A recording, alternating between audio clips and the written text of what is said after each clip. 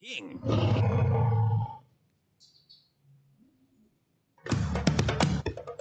Ito ang Presidential Broadcast Service. Radyo Pilipinas.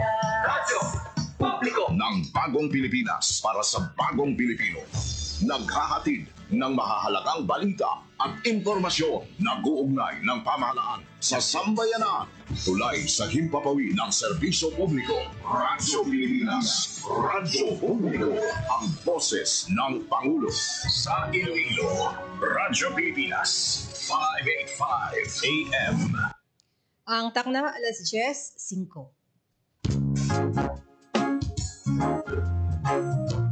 Radyo Journal. Drisa. Radyo Pilipinas.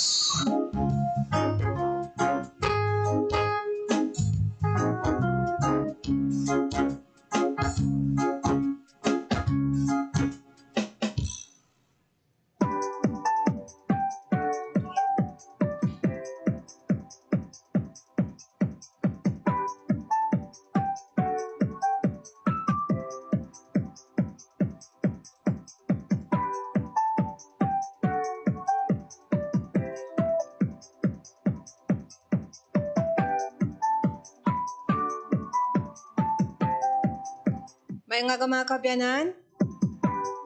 Good morning gid sa mga nakatutok karon diri sa Radyo Pilipinas.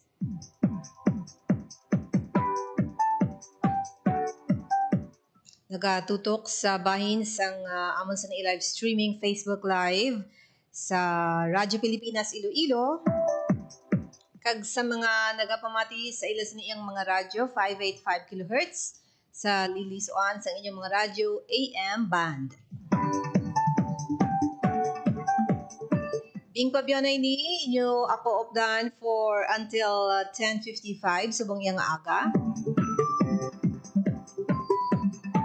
Panahon naton ang pinakauli nga lakat sang panahon. Ang Pag-asa Iloilo naka-standby sa aton nga linya si Leonor Silvestre. Ibalon tabla ang lakat sang panahon kahapon o kon kaina sang aga daw nakitaan ko sa 65 or 75% nga may ara pagtupa sang ulan diri sa siyudad sang Iloilo. Pero hibalon ta ang latest sa lakat sang panahon upod ang Pag-asa Iloilo. Leonor, maayong aga. Hi, hello everyone. Mayong aga. Muna yung ating latest weather update para sa subong na adlaw sa Monday, October 6, 2025. Intertropical Convergence Zone or ICC zone nag-affect sa may southern Mindanao. Doon naman sa Western Visayas, generally for weather kata, pero may mga posibilidad ng mga isolated mapag-ulan pang nila sa pananggob, labi na sa hapon kagagatikon, tugal sa mga localized thunderstorms. Mahina sa makasarawan naman ang hangin natin na magkahaling sa direksyon north or northeast na magadala sa makanay tugtog makasara na pagbalot ng ating kadagatan. Forecast temperature natin generally nasa 25 to 32 degrees Celsius. Ang adlaw na bigla ka din ng 5:38 a.m. kung bugatulod din 5:37 p.m. paron sa hapon. Pag muna ang ating latest weather update, halin din ni Iloilo upload station. Ako si Leonor Silvestre, madamo din niya. Salamat. May tsansa sa pag-ulan gihapon, Leonor, no? Yes, ma'am. Labi na sa hapon, ma'am, or sa gabi, ma'am. May high chance na mga ulan. Dala sang ano to hambal mo? Localized thunderstorms, ma'am. Localized thunderstorms. So may mga disturbances outside par?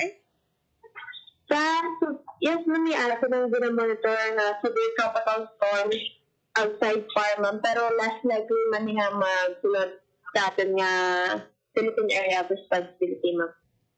And may ginamonitor. LPA na siya, hindi pa? Isa na ma'am kabagyo, ma'am, nasa severe tropical storm category, ma'am. Di naman ang yasa na pan, Agi? Ang iyang movement, ma'am, pa west-northwestward at 10 km per hour. Westward. So meaning Western Visayas, kaya dari sakop ang Region 6. Ang iyang location, ma'am, nasa 2,075 km east-northeast of extreme northern Luzon. So, bali, nasa upper right, nasa ating far line, ma'am. Upper right corner. Okay, okay. last night yun lang yung mag-ano. So, isa lang ina ang ginamonitor karon? Yes, ma'am, ha. And mga probably ang localized thunderstorm may dalaman sang kwan ino. Aside from ulan, may hangin kag pagpangilat kag pagdaguo. Yes, ma'am, ha. Most probably mga ano nga mga oras man. Well, kalabanan ng mga around sa 3, 4 na sa hapon, ma'am. Pero, around ng mga oras. Okay, sige. Okay, thank you, Leonor. Thank you, ma'am. Nabatian mga kabyanan ang pag-asa Iloilo sa pagdulong sa aton sang pinakaulihing lakat sang panahon subong iyangan. Pilipinas.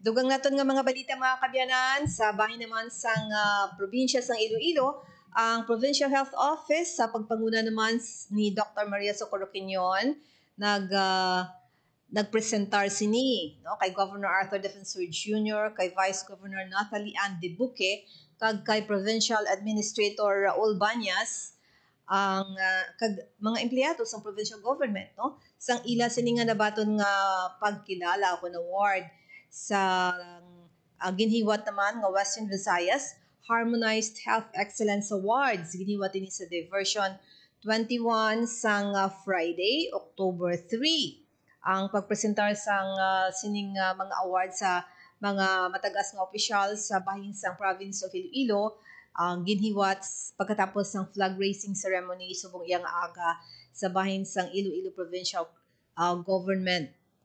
Ang pag-award sini o kon ginhatagan sila pagkilala ang Iloilo bilang most outstanding local government sa local health systems sang Department of Health Western Visayas Center for Health Development.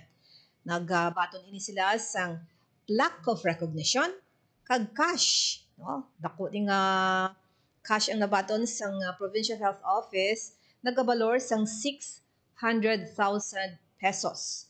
Ginkilala ang PHO sa iya sining exemplary implementation o kung pagpatuman manami nga pagpatuman mga kabyanan sa mga programa sini, particular ang National Immunization Program and Cold Chain Management, ang National Safe Motherhood Program. Sa pagidina nga mga programa gidapatuman ang nutrition, no balanta. Si Dr. Quinyon, also kay Dr. Labis, no kag kay Dr. Rodney, no kag kay isa pa kaupo nila nga mga matagas nga opisyal sa PHO mga kabyanan. Grabe ni ang ila sa iyang campaign kag pagpatuman sa advocacy on nutrition. Ang PhilPen sa manina sa mga ginatumod nga programa nga manami no nga ginapatuman sa Provincial Health Office, ang National Voluntary Blood Services Program, ang Access to Safe Basic Water, ang Rabies Prevention and Control Program, no? And HIV Prevention and Control Program, National Tuberculosis Program, DRRM in Health, Road Safety Program, Epidemiology and Disease Surveillance Program, Barangay Health Workers Program, Electronic Logistic Management Information System.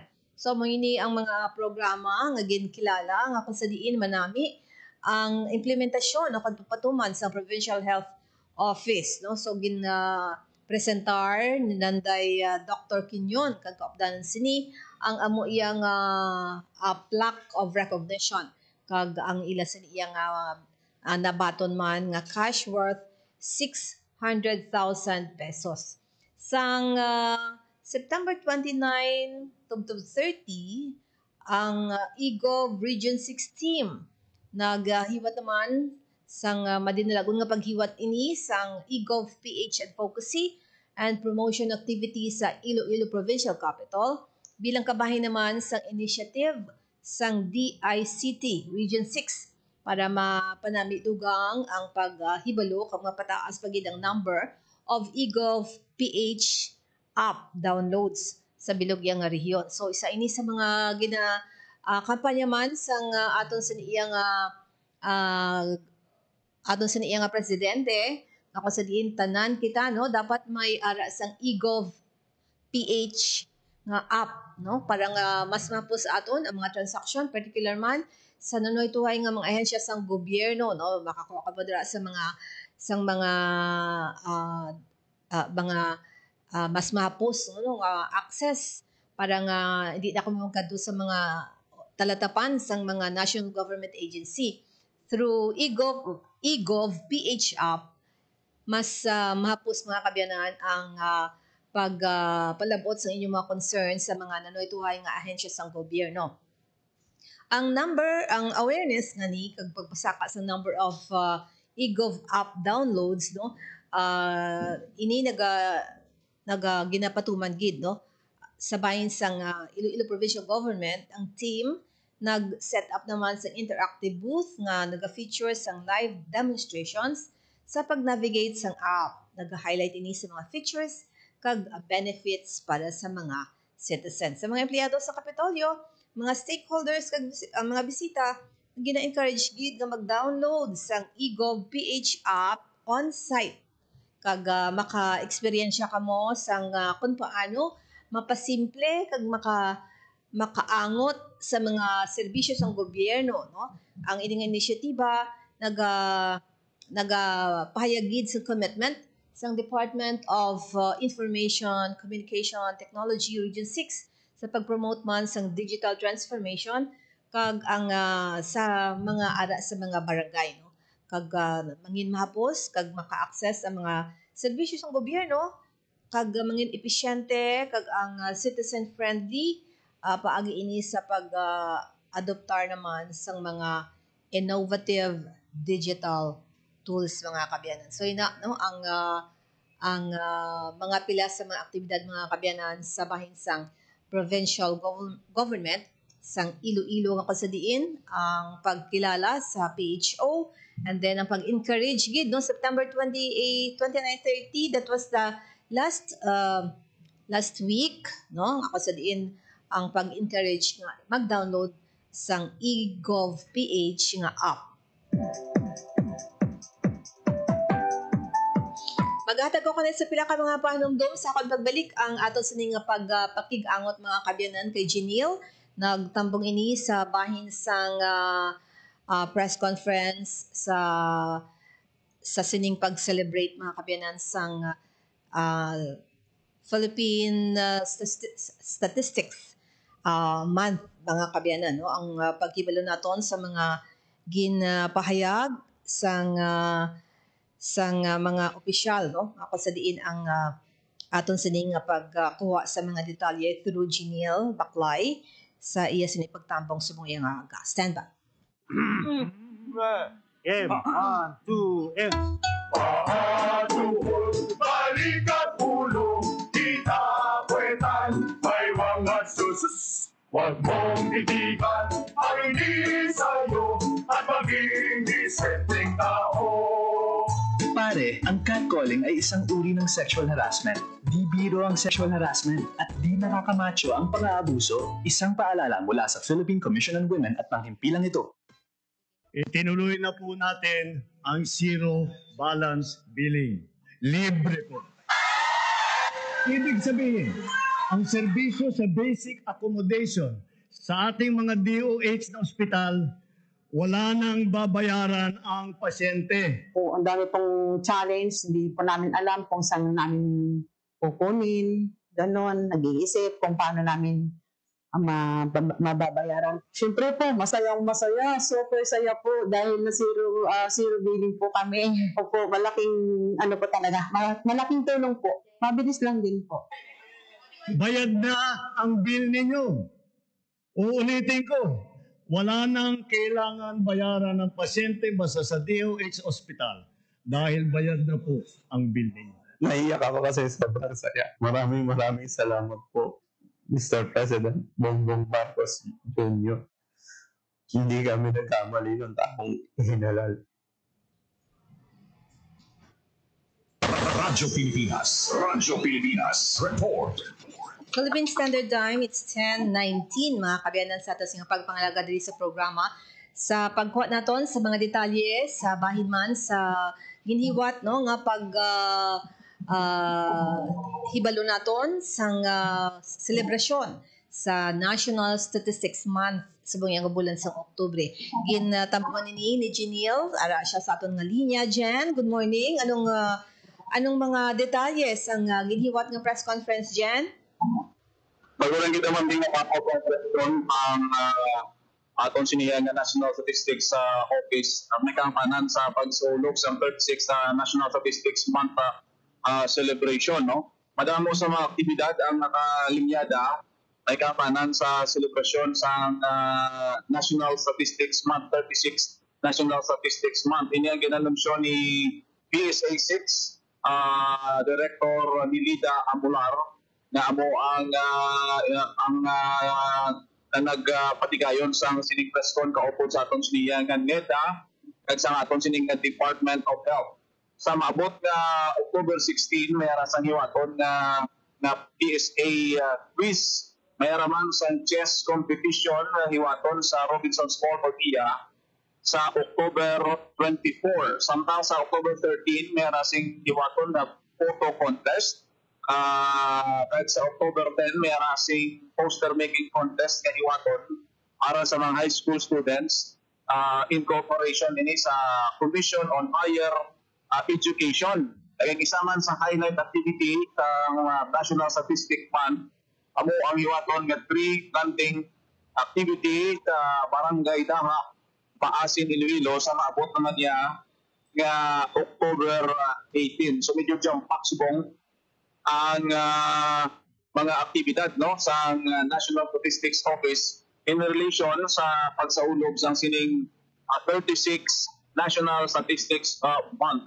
Sa pinakabahin Mamping no naging kahigilan man sa aton siniya katapos sa media nga ma-interview si Engineer Aresio Casing Jr. sa NEDA may kampanan sa sining ginaduso nga Panay Guimaras Negros Bridge.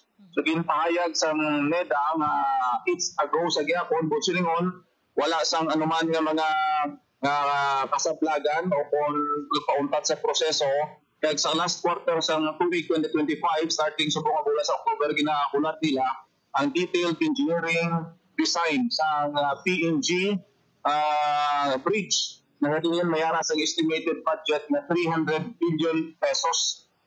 Kabalis ka na din sa ginpagwa ang mga statements sa nagbigan na maapikuhan ang konstruksyon sa Panay Guimaras Negros Bridge sa kanselasyon sa loan sa Korean government. So lain at ko yung project suno sa aton siniya nga NEDA kag hopeful sila nga mapadayon pag masunod sa timeline ang konstruksyon sa Panay Guimaras Negros Bridge. Isa ini sa mga ginasabat sa aton siniya nga NEDA kay di sila niya naga-screen kag Yes, Mambing? Go ahead, Jen. Go ahead. So, good news ini sa aton ng mga kauturan, no, especially sa nagalaom sa pagpadayon sa construction sa aton sining Panay Negros Guimaras Bridge. Kaya sa buong October ginalauman ang pagpasa sa detailed engineering design kag masunod na ina ang procurement sunod sa iya sa sining major projects man nga makaapektuhin kag makabulig sa ekonomiya sa Region 6 Mambing. Okay, ma-update kita sa Jen no sa mga pila ka mga programs pagid naton. Ihatagan ko lang ligwa Jen si Presidente Ferdinand R. Marcos Jr. Go ahead sa imo extra. Maraming salamat din. Nagikanggan lamang diri sa PIA Office, General Baclay, Radyo Pilipinas, Radyo Public. Salamat ng batian mga kabiyanan si Jeneil sa iya sa niyang report sa paghiwat man sa press conference with the National Statistics Office in the celebration karon nga bulan sa Oktubre bilang 36 years of celebration bilang National Statistics Month ang bulan sang Oktubre mga kabiyanan. Si Presidente Ferdinand R. Marcos Jr. aton sa iya hulat no ang aton sa iyang signal and pamatian naton ang pila ka mga importante niya nga inughamba later on no Kay aside from syempre no sa mga aktibidad kag mga scheduled events sang presidente, may mga ara man ini nga masako nga ginaatubang mga kabyanan kag ang pagsubat no sang mga naapektuhan sang dinog sa bahin sang Bugo, Cebu nagligad nga semana. No? So turn over naton ang aton signal with President Ferdinand R. Marcos Jr. sa iya sining aktibidad subong iya nga aga. Actually, ang aton siniya nga nakikita sa aton nga screen mga kabyanan, ini bangod man sa isa sa mga hiwaton nga aktibidad sang presidente. Ang 2025 National Teachers Day celebration, no? So, ang aton siniya nga pagtutok sa aton screen for those nga ara sa naka-tune in sa aton siniya nga Facebook page subong iya nga aga, no? Si Presidente Ferdinand R. Marcos Jr. siya ang nagapanguna o kun magapanguna sang 2025 National Teachers Day celebration sa SM Mall of Asia Arena sa siyudad sang Pasig subong iya nga aga.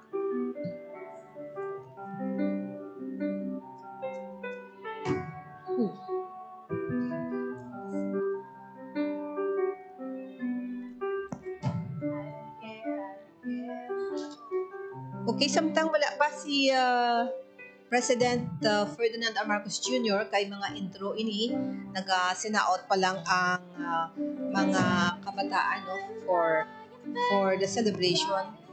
And ang aton siniya pagpabati mga kabyanan sa inyo sa mga pahayag naman ni Governor Arthur Defensor Jr. kaina sa press conference o kung interview, no?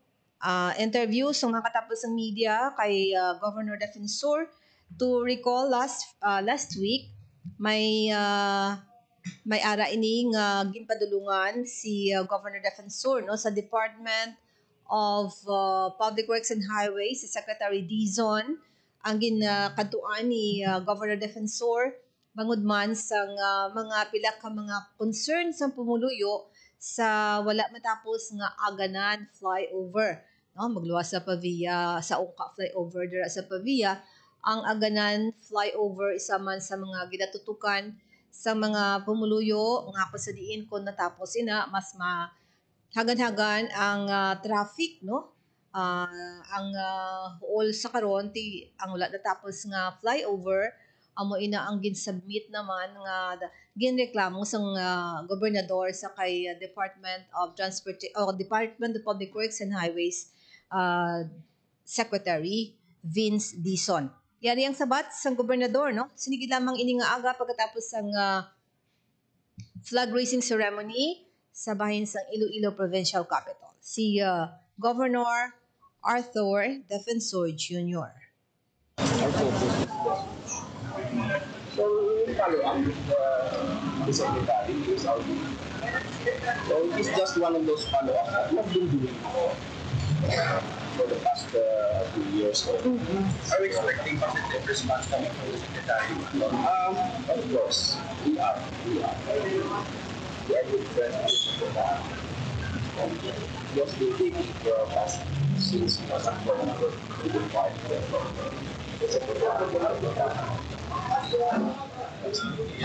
So again, that is not really serious follow-up. It's really alam mo na concern. We want to engage the government sa ating mga government. What the government says na what's the mandate from the president? You know that would be that. And the president decided to judicial that. And the government center is still in the executive order. That's why we are aggressively pursuing the canal aspects, which our individual practitioners. Then, we should see under the department. Kakalaki ng 5%. Again, what we are doing is in line with taking care of the fundamentals, what we do infrastructure. Kabahin mga kabayanan sa mga pagpayag ni Governor Arthur Defensor Jr. No? So nabatian, nasunod sa iya, gina-follow up niya ini, bangod man sa pila ka mga concerned citizen nga nagakulit, no? Nagapalabot sa ila sa niya nga mga reklamo, pabutyag, no? Sa pila ka mga hatag man sang ila sa iyang pagkahangawa kasi hindi na matapos kag kundiin na nagkatong pondo, so that's why nga si Governor Defensor nagpamangkot sa Department of Public Works and Highways tuhoy sa amo iyang proyekto nga until now way paghihapon iyang matapos mga kabyanan. So ina ang isa sa mga concern kun nga ang nagpadulong ini sa bahin sang DPWH sang nagligad nga semana. So update ina for those nga nagapamangkot, no? May isa pa gid gani ka concern kita nga luyag man nga hibaluon aside from na report kay nato ni Janelle, no, sa bahin sang ining Taytay ang Panay, Guimaras, Negros, Bridges, no, nga ko sa DNT may mga update naman nina hopefully by next year maka-umpisa na and ang aton man sining isa sa mga dako man nga program o kung project is the Panay River Basin sa bahin sang provincias ng Capiz nga ko sa diin ang ang FS, no, ng feasibility study naka-umpisa naman na abala, no, hibalo naton ang mga detalye through the Department of Environment and Natural Resources, the Department of Public Works and Highways, and syempre pa no, sa mga local government units sa bahin man sang probinsya sang Capiz mga kabyanan. Maghahatag ako na isang pila ka mga pahanumdom, no, isa sa mga ginatumod man naton nga dako nga project is the Halao River Multipurpose Project Stage 2. Hopefully makakuha kita sang update man through NIA, National Irrigation Administration, Halao River Multipurpose Project Stage 2. Stand by. Time to celebrate kulturang Pinoy. Tradisyon, musika, sining, literatura, at iba pa. Anything and everything fun and Filipino. Ito ang Pinoy Kultura. Kung pagandahan lang ng arkitektura, ang Pilipinas ay hindi magpapahuli sa ibang bansa. Patunay dito ang San Carlos Seminary, Rizal Theater, Capitol Theater, Manila Jockey Club, ang University of the Philippines Library and Administration Building at ang Rizal Shrine. Ito ang mga likha ni Juan Felipe de Jesus Nakpil, ang tinaguriang Dean of Filipino Architects. Si Juan Nakpil ay nag-aral at nabigyan ng bachelor's degree in mechanical engineering sa Estados Unidos. Siya at ilan pang iba ang nagtaguyod ng Philippine College of Design in 1941, which unfortunately did not survive the Second World War. In 1973, Juan Felipe de Jesus Nakpil was named National Artist for Architecture. When he died in 1986, he was given a state funeral and was buried at the libingan ng mga bayani. Yan ang Pinoy Kultura because our culture is cool. To know more about their life, work, and contributions, visit the National Commission for Culture and the Arts at ncca.gov.ph. Ano ba yan? Tubat na naman! Asan ba charger ko? Kaka-charge ko lang kanina. Nakasaksak naman habang ginagamit ko. Hala, bakit tayo umabot sa 100%? Oh yeah! Hindi na umaabot sa full capacity ang baterya ng telepono mo dahil palagi mo itong ginagamit habang nakasaksak. Ang magandang senyales para i-charge ang mga mobile devices ay kapag nasa 15 to 20% na lamang ang buhay ng baterya nito. Huwag naman ito palampasin ng 90 to 95% para hindi masira ang inyong mga gadgets. Laging tandaan, sa pagkonsumo ng kuryente, you have the power. Ho-ho! Para sa karagdagang impormasyon at energy-saving tips, hanapin ang Department of Energy sa Facebook o bisitahin ang doe.gov.ph. This is a public service announcement by the Department of Energy in partnership with the Presidential Communications Office and Radyo Pilipinas. Time to celebrate kulturang Pinoy. Tradisyon, musika, sining, literatura, at iba pa. Anything and everything fun and Filipino. Ito ang Pinoy Kultura. Isa sa mga napakagandang alaala nung bata pa ako was visiting Luneta, running around the well-manicured park, staring up at the Rizal Monument, wondering, sino kaya siya? At bakit may memorial siya? Yung higanteng relo. Aba, I made sure to pull my parents so I could stare at the floor clock. I couldn't even read the time then, pero tuwang-tuwa pa din ako. At eto ang mas nakakatuwa sa Luneta, we didn't really need money to enjoy the park. It was for free. Namamasyal pa sa Luneta nang wala. Yan ang Pinoy kultura because our culture is cool. Katotohanan sa bawat impormasyong makakalap. Yan ang layo ng Media and Information Literacy Project ng pamahalaan sa pangunguna ni Pangulong Ferdinand R. Marcos Jr. at Presidential Communications Office. What we are fighting for is the truth. Because the very first casualty of all of these sometimes sinister, sometimes just mistaken, misguided activities, the first victim, the first casualty is the truth. Positibo naman ang pamahalaan na sa pamamagitan ng kampanyang ito ay magiging mas mapanuri at mabusisi sa pagkilatis ng impormasyon ang bawat Pilipino. We will help them, but people have to learn to be able to discern for themselves what is real and what is not, what is propaganda, what is fact, what is data, and what is speculation. Tiyakin ang katotohanan. Fake news ay labanan. Isang mensahe mula sa Presidential Communications Office at Radyo Pilipinas. Time to celebrate kulturang Pinoy. Tradisyon, musika, sining, literatura, at iba pa. Anything and everything fun and Filipino. Ito ang Pinoy kultura. Iba ang musikang Pilipino, or more popularly known as OPM. May OPM na makabago. May OPM na makaluma. Dal mo sana. May OPM na rock. May OPM na rap. You know, last night, yo, it was the best. May OPM na mabagal.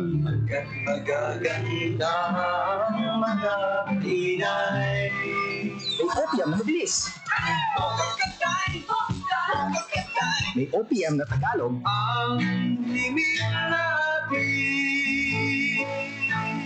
May OPM na English. Bahagi ng ating kultura, noon, ngayon, at magpakailanman. Anumang OPM ang hanap mo, isa lang ang masasabi ko.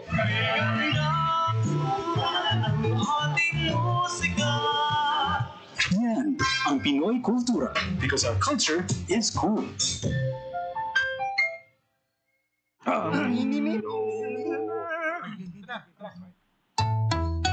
Ang sawit ay bam bam bam, ang sawit ay bam bum bam.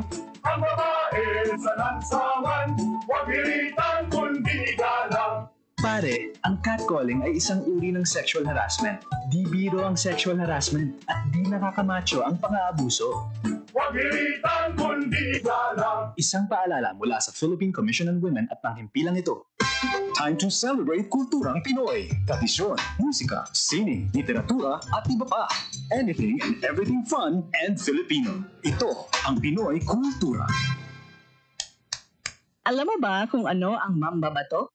Think about the tap, tap, tap of the bamboo stick on a thorn to draw a symbol on someone's arm. This is the traditional Kalinga art of tattooing, performed and kept alive by traditional tattoo artist Wangod Ogay, also known as Maria Ogay from Buscalan, Tinglayan, Kalinga. Wikipedia says Wangod is the Philippines' oldest mambabato at 105 years old now. Sarah Barnes honors Wangod in My Modern Metro, telling Wangod's story as an apprentice at 15. Breaking the norm, learning the mambabatok tradition that used to be taught only to men. The art began with the indigenous Butbut warriors, headhunters, who got tattoos with special meaning, usually after a kill. But for women, the art portrayed standards of beauty. Wangod recalls her friends covering her arms and legs with tattoos she still wears proudly. She mixes her ink from pine soot and water and has hand-tapped tattoos on bodies of people from all over the world. Wangod inks a design that carries symbolic meaning meanings specific to the Mambabato culture. Thousands come to make the long journey to get inked by Rangod. Discovery Channel featured her and her art in 2007 on Tattoo Hunter, bringing Kalinga art to a global audience. The National Commission for Culture and the Arts honored her with the prestigious Dangal ng Haraya Award in 2018. She was also nominated for the National Living Treasures Award. Yan ang Pinoy kultura because our culture is cool.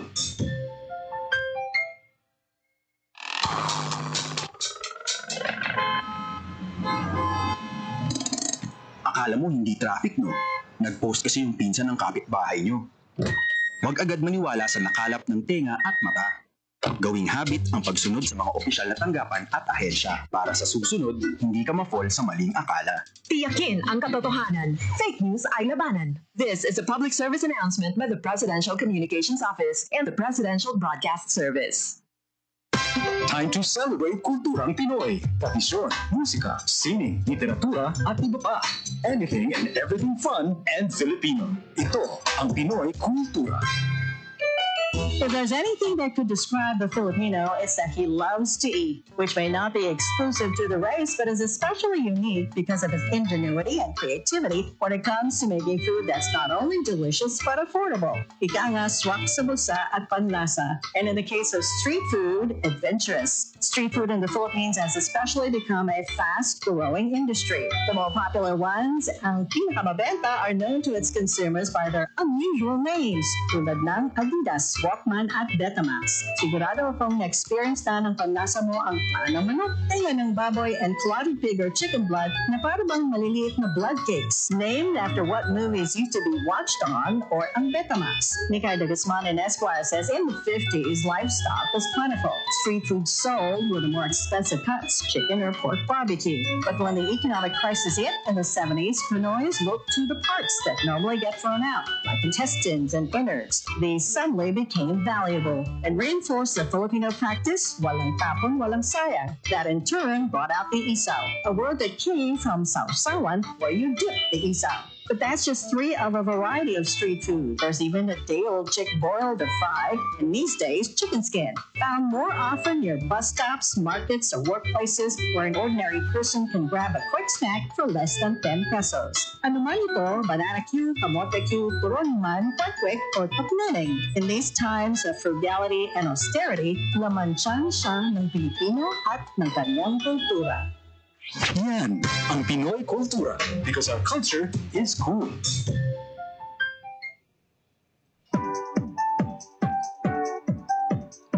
Philippine Standard Time, it's 10:42. Nag-monitor kita mga kabyanan, gitabantayan nato ng pagsulod, no? Ni Presidente Ferdinand R. Marcos Jr.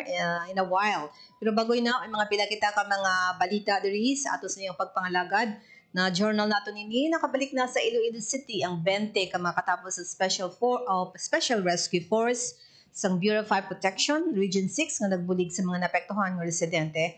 Kasunod ini sang 6.9 magnitude nga linog sa bahin sang Cebu.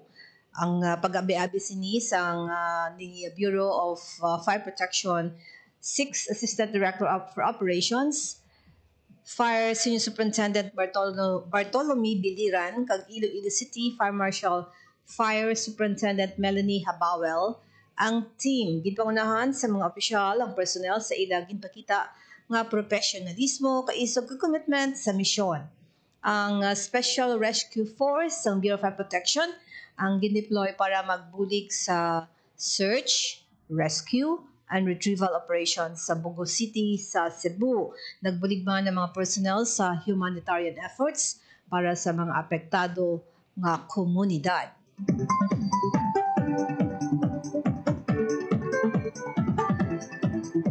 Yara naman sa masobra 67 million pesos ang humanitarian assistance nga napalabot sa Department of Social Welfare and Development Field Office 6, mga lokal nga panguluhan kag non-governmental organization sa mga pamilya sa Western Visayas nga naapektuhan sang habagat nga ginpagbaskog sang naglabay nga Bagyo Mirasol, Nando kag Opong. Sandi gini sa DROMIC report sa Department of Social Welfare and Development Field Office 6. Yara na sa 67,928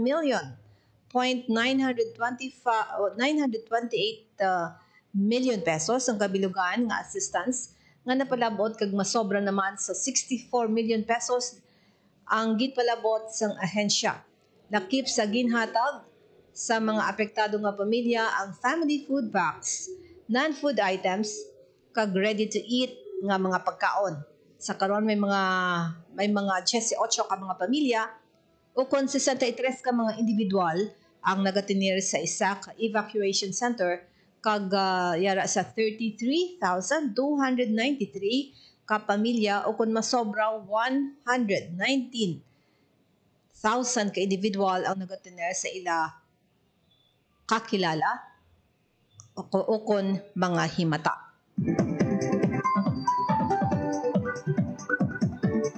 Magnitude nga linog sa Cebu sang September 30.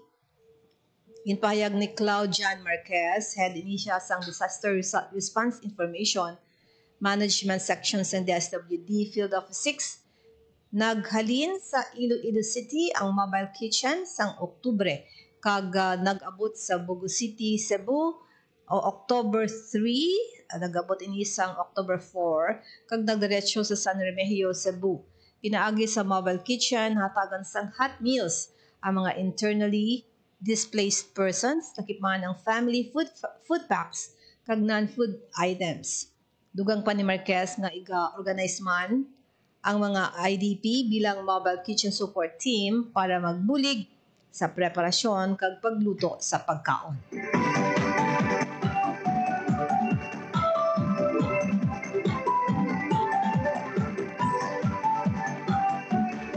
Man ang One Negros Response Team nga nagpadulong sa Bogo City sa Cebu agad magbulig sa mga komunidad nga apektado sang 6.9 magnitude nga linog. Ang deployment ang duha ka water tankers, duha ka mobile water filtration units, ambulance, rescue truck, duha ka utility vehicles kag iban pa nga kinahanglanon nga assets para sa relief kag rescue operations. Nakip na sa mga LGU nga nagabugos sang One Negros Response Team kag nagsabat naman sa panawagan sang bayanihan. Amo ini ang nagsabat nga mga LGU, San Carlos City, Sipalay City, Silay City, Sagay City, Cadiz City, Talisay City, Escalante City, Victoria City, kag Banwa sang Tuboso.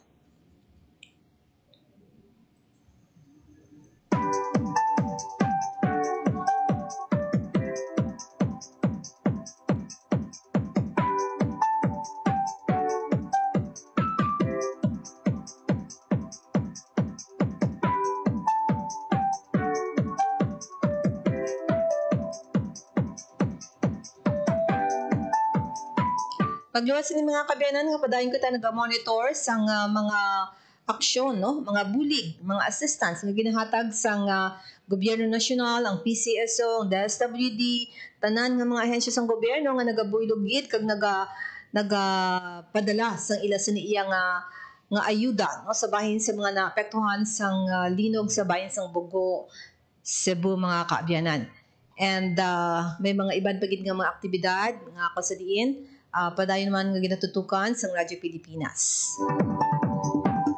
I-turn over ko kamo sa amon sa niyang flagship station sa DZRB sa Metro Manila. And for those nga nakatutok sa amon sa Facebook Live, ara si Presidente Ferdinand R. Marcos Jr.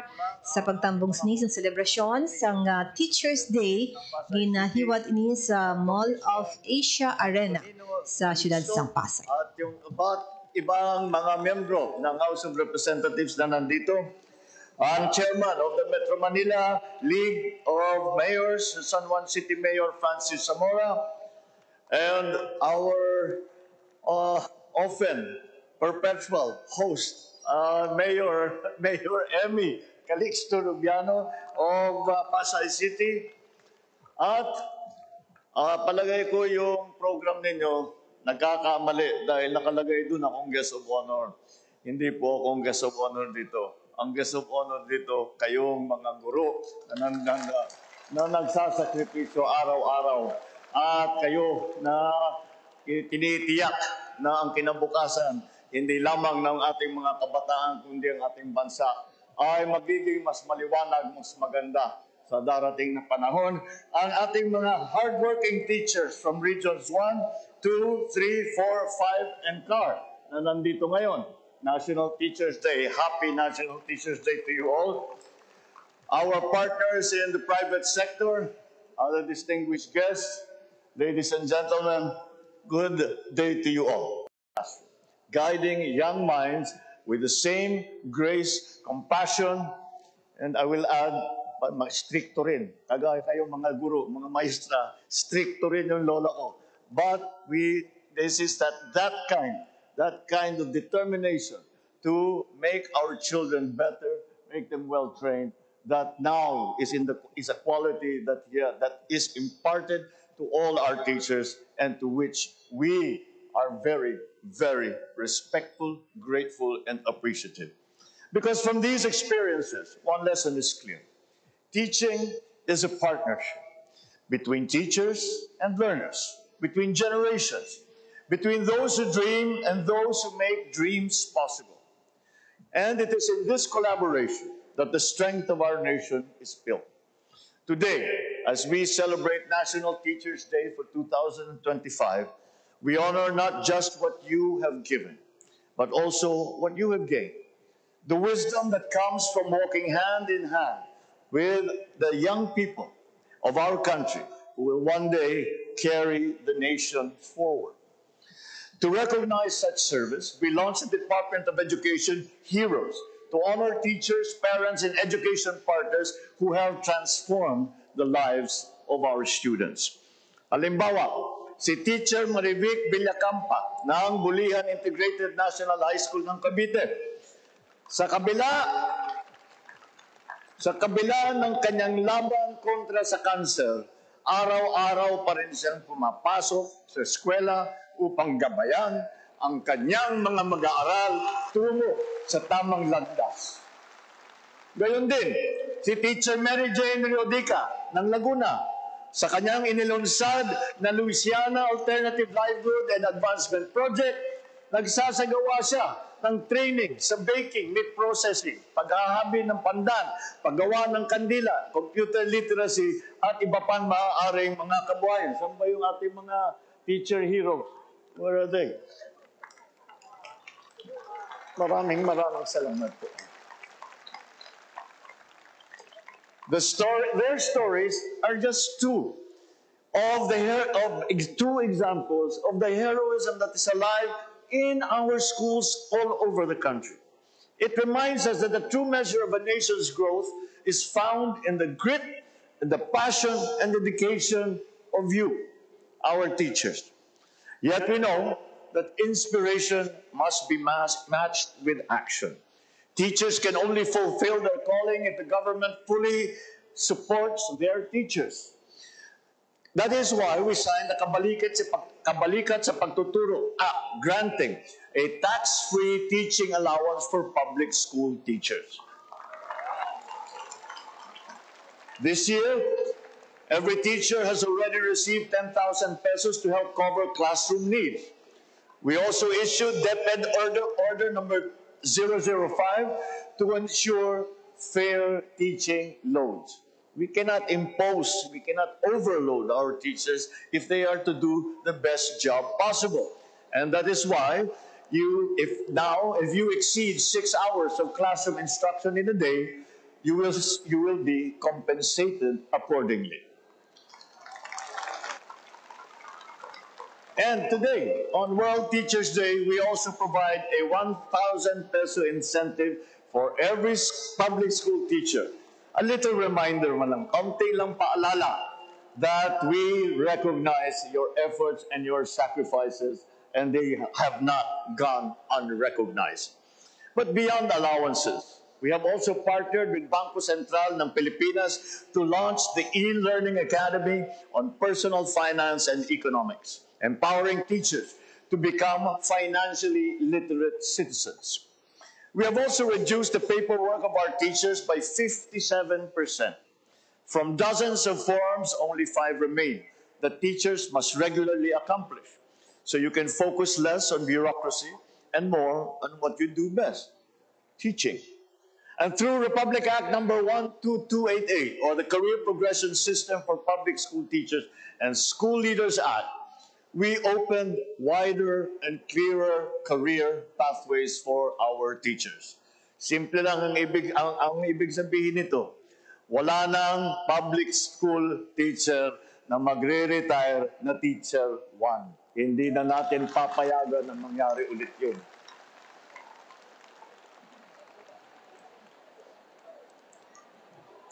This is about recognizing the years of service that you have given and ensuring that your journey as an educator is filled with dignity, with respect, and with growth.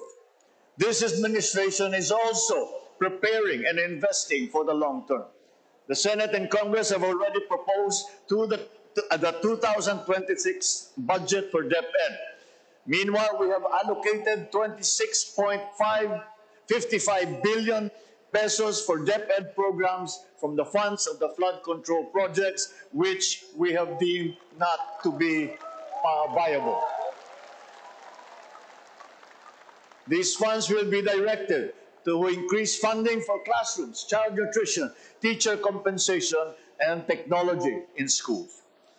Because we believe that education is the best investment that any nation can make in its people. Then, kaya sa DepEd at sa iba pa natin mga ahensya, ipapatupad ang mga reformang tunay na aaabot sa malalayong komunidad, magpapabuti sa kalidad ng pagtuturo at maghahanda sa ating mga estudyante para sa mundong mabilis na nagbabago. At sa ating mga guro, ang tunay na tagumpay ng edukasyon ay hindi lamang sa talino ng ating mga kabataan, kundi pati sa kanilang kabutihan at panindigan. Dahil ang katalinuhan na walang integridad ay walang saysay. Ngunit ang kabutihan at karunungan, yan ang magtataguyod ng ating bagong Pilipinas.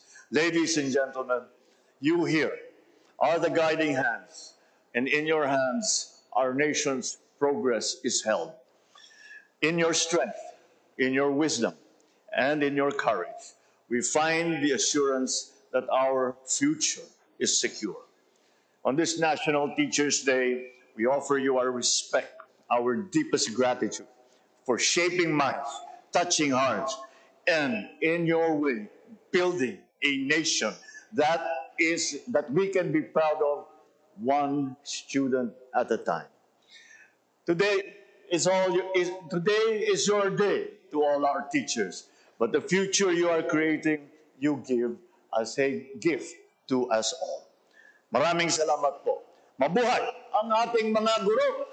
Muli, magandang araw po sa inyong lahat. Happy National Teachers Day.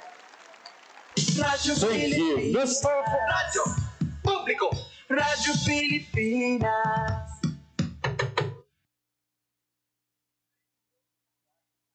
Ang serbisyo publiko, ang Presidential Broadcast Service, Radyo Pilipinas, Radyo Publiko. Radyo Pilipinas. Radyo Publiko. Kinilala ng pang-international at prestigyosong Asia Pacific Broadcasting Plus Awards 2025 para sa kategorya ng Government Streaming. Ito ay dahil sa epektibo nitong pagsasanib ng mga tradisyonal na media tulad ng telebisyon, radyo at print para masabayan ang mabilis na pag-inog ng mundo ng digital at social media tungo sa mas epektibong paghahatid ng mahahalaga at napapanahong mga impormasyon sa mamamayang Pilipino. Kinilala rin ang Radyo Pilipinas dahil sa patuloy na pag-akyat ng rating. Ngayon ay matatag sa pang-4 na pwesto sa Mega Manila ayon sa pinakahuling Nielsen Radio Audience Measurement Survey. At sa social media, nakamit ang mahigit 2,000% pagtaas ng bilang ng mga sumusubaybay sa Radyo Pilipinas page sa unang bahagi ng 2025. Patunay ito na ang inyong Radyo Pilipinas Radyo Publiko ay tunay na kaagapay ng inyong pamahalaan sa paghahatid ng serbisyo sa mga mamamayang Pilipino. Mula sa aming lahat, sa ngalan ng inyong pamunuan at mga kawani ng Presidential Broadcast Service, kasama ang inyong mga himpilan ng Radyo Pilipinas sa buong kapuluan. Maraming salamat po sa inyong lahat, sa inyong pagtangkilik at pagkilala. Radyo Pilipinas. Radyo